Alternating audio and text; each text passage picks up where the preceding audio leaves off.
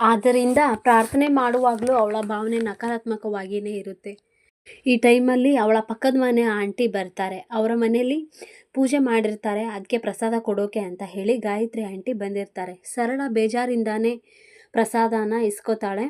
ಅವರು ಗಾಯತ್ರಿ ಆಂಟಿ ಸರಳ ಬೇಜಾರಿಂದ ಇರೋದನ್ನು ಗಮನಿಸ್ತಾರೆ. ಗಾಯತ್ರಿ ಆಂಟಿಗೆ ಯಾಕೆ ಸರಳ ಬೇಜಾರಲ್ಲಿದ್ದಾಳಲ್ಲ, ಯಾವಾಗಲೂ ಖುಷಿಯಿಂದ ಇರ್ತಾ ಇದ್ಲು ಅಂತ ಅನ್ಕೋತಾರೆ ಮನಸ್ಸಲ್ಲೇ. ಅಷ್ಟರಲ್ಲಿ ಗೋಡೆ ಮೇಲೆ ಇರೋ ಬಾಲಕೃಷ್ಣನ ಫೋಟೋ ನೋಡಿ ನಗ್ತಾ, ಈ ಸಮಯದಲ್ಲಿ 1-2 ತಿಂಗಳು ಮೂಡ್ ಸ್ವಿಂಗ್ಸ್ ಇರುತ್ತೆ, ಏನು ಚಿಂತೆ ಮಾಡಬೇಡ, ನನ್ನ ಹತ್ರ ಏನು ಮುಚ್ಚಿಡೋ ಅವಶ್ಯಕತೆ ಇಲ್ಲ, ನನ್ನ ಜೊತೆ ಆಟ ಆಡೋಕೆ ಅಂತ ಬರ್ತಿದ್ದಾರೆ, ನಾನು ಯಾರ ಮಾತನ್ನು ಕೇಳೋಲ್ಲ, ಇವತ್ತಿನಿಂದ ನೀನು ನೋಡ್ಕೊಳ್ಳೋ ಜವಾಬ್ದಾರಿ ನನ್ನದು ಅಂತ ಹೇಳ್ತಾರೆ.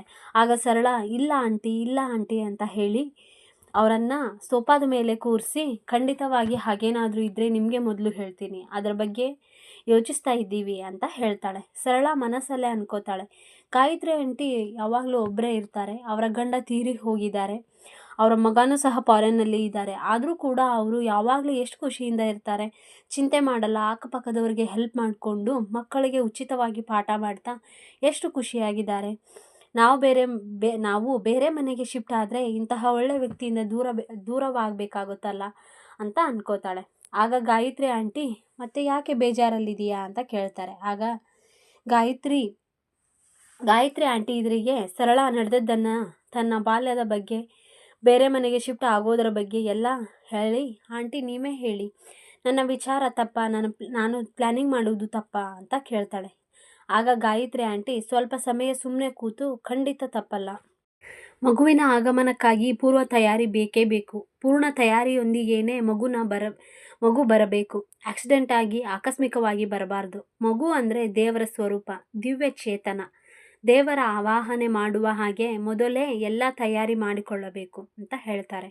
ಇದನ್ನೇ ನಾನು ಬಯಸ್ತಾ ಇದ್ದೀನಿ ಆಂಟಿ, ಆದರೆ ಸತೀಶ್ ಇದನ್ನು ಒಪ್ಪುತ್ತಿಲ್ಲ, ಇದು ಒಣ ಹಠ, ಅನಾವಶ್ಯಕ ಅಂತ ಅಂದ್ಕೊಂಡಿದ್ದಾರೆ ಅಂತ ಹೇಳ್ತಾಳೆ. ಆಗ ಗಾಯತ್ರಿ ಆಂಟಿ, ಸರಿ ಸರಳ, ಇಲ್ಲಿ ಗೋಪಾಲನಕ ಫೋಟೋ ಯಾಕೆ ಹಾಕಿದೀಯಾ ಅಂತ ಕೇಳ್ತಾರೆ.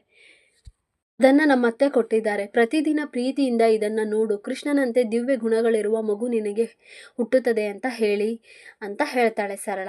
ಆಗ ಗಾಯತ್ರಿ ಆಂಟಿ, ಆಗ ನಿಜ ಹೇಳಿದೆ, ಇದು ಪ್ರಕೃತಿಯ ನಿಯಮ, ನಾವು ಯಾವ ವಿಷಯದ ಬಗ್ಗೆ ಕೇಂದ್ರೀಕರಿಸುತ್ತೇವೆಯೋ ಅವೇ ಗುಣಗಳು ನಮ್ಮನ್ನು ಆವರಿಸಿಕೊಳ್ಳುತ್ತವೆ, ನೀನು ಏನಂತ ಡೈಲಿ ಪ್ರಾರ್ಥಿಸುತ್ತೀಯಾ ಅಂತ ಕೇಳ್ತಾರೆ.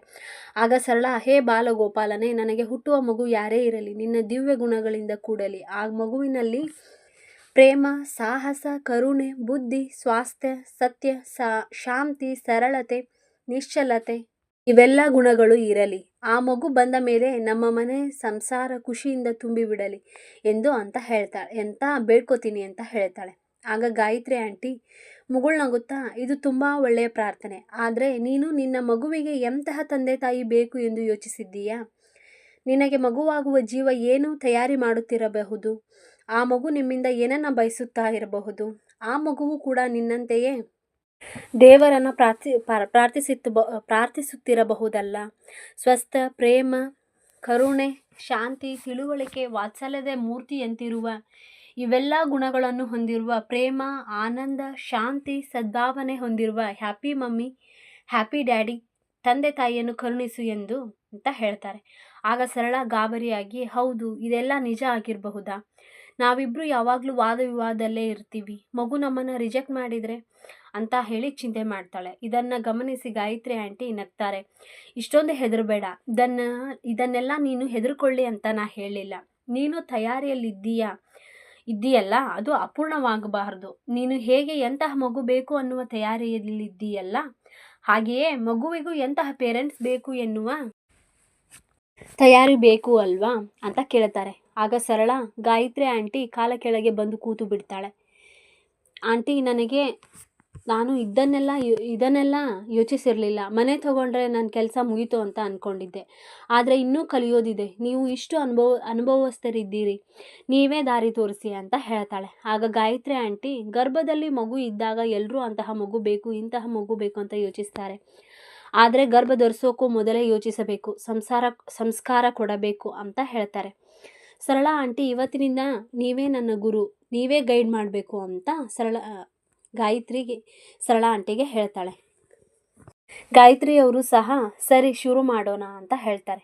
ಗಾಯತ್ರಿ ಆಂಟಿನೂ ಇದೇ ಬೀದಿಯಲ್ಲೇ ಇನ್ನೊಬ್ಬ ಹುಡುಗಿ ಇದ್ದಾಳೆ, ಅವಳು ಗರ್ಭವತಿ, ಅವಳು ಸಹ ಗರ್ಭ ಸಂಸ್ಕಾರ ಕ್ಲಾಸ್ ಬೇಕೆಂದಿದ್ದಾಳೆ. ಇಬ್ಬರಿಗೂ ಕೂಡ ಒಮ್ಮಿಗೇನೆ ಹೇಳಿಕೊಡ್ತೇನೆ, ಸಾಧ್ಯ ಆದರೆ ನಿನ್ನ ಗಂಡನನ್ನು ಸಹ ಕರೆದುಕೊಂಡು ಬಾ ಅಂತ ಹೇಳ್ತಾರೆ. ಆಗ ಸರಳ, ಹೌದಾ, ತಂದೆಗೂ ಅವಶ್ಯಕತೆ ಇದೆಯಾ ಗರ್ಭ ಸಂಸ್ಕಾರದ ಬಗ್ಗೆ ತಿಳಿದುಕೊಳ್ಳೋದು ಅಂತ ಕೇಳ್ತಾಳೆ.